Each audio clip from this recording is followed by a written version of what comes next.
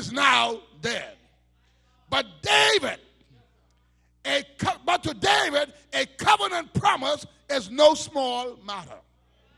He believed a promise made should be a promise kept. Oh, we had some more people with the honest mindset of David today, then persons would be counted for something. But what has happened now, when someone makes a promise to anyone, we just let it run off our backs. Because people are not honest anymore. People will tell you anything just to get rid of you. People will promise you anything to get what they want from you. And as soon as they get what they want from you, they forget the promise they made with you. Do I have any witness in here?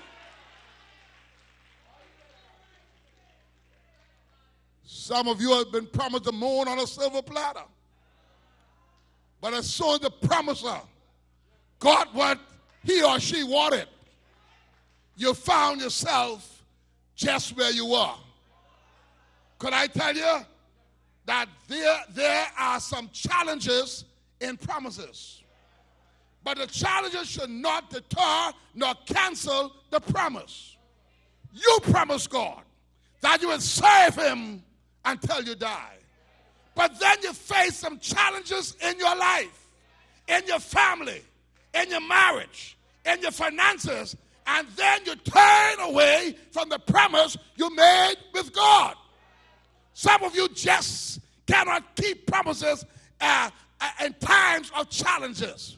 But when you make a promise, no matter what comes your way, no matter how heavy the challenge, no matter how broke you get, if you promise to pay somebody, when the money comes, pay them.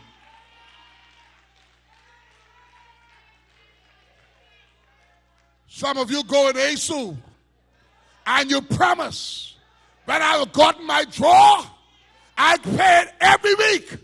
But some of you, as soon as you get your draw and some challenges come, you forget to pay your ASU.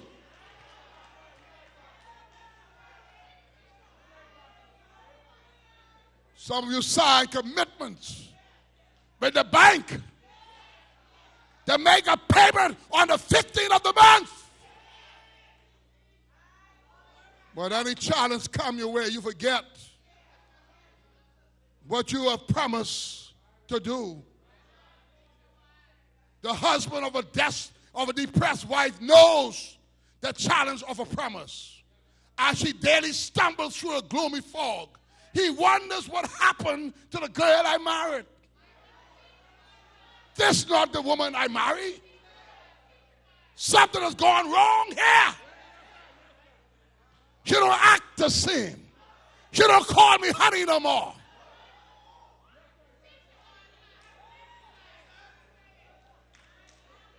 But you made a promise. And because you made a promise, you are whole to keep your promise. When your bride turns from being a Cinderella to being a hag, you made a promise.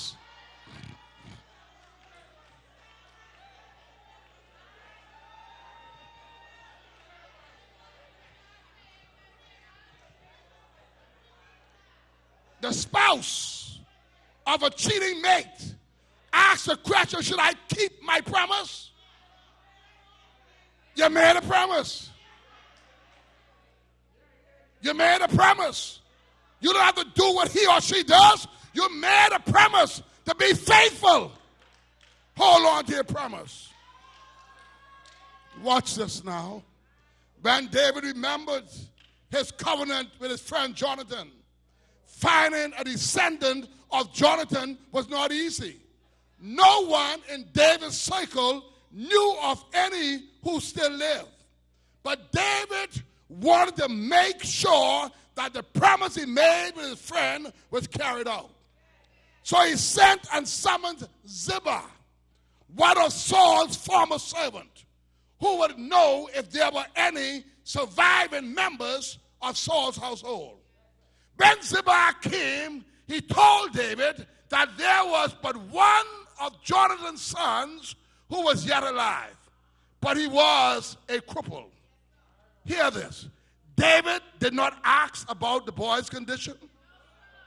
He only asked if he knew of any of his friends or children members who were still alive. Sometimes people answer too much stuff. Isn't it strange if someone comes to your corner and asks someone, neighbor, where you live? Before they finish saying where you live, they give you a whole history.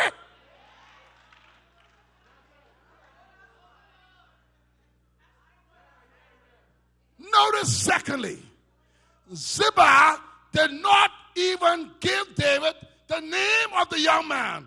All he said that the young man was crippled.